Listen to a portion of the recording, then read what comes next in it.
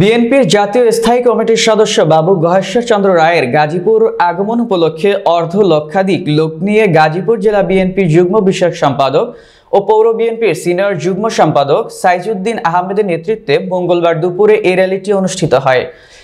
র্যালিটি কালিয়াকৈর পৌরসভায় answer academy এলাকা থেকে শুরু হয়ে শহরের বিভিন্ন গুরুত্বপূর্ণ সড়ক প্রদক্ষিণ করে রাজবাড়ী মাঠে গিয়ে শেষ হয়। এতে বিএনপি ও অঙ্গ সহযোগী সংগঠনের নেতাকর্মী অংশ নেন।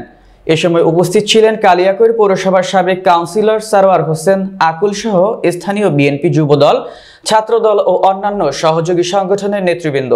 নেতাকর্মীরা ব্যানার, ফেস্টুন ও দলীয় স্লোগানে মুখরিত পরিবেশ তৈরি করেন।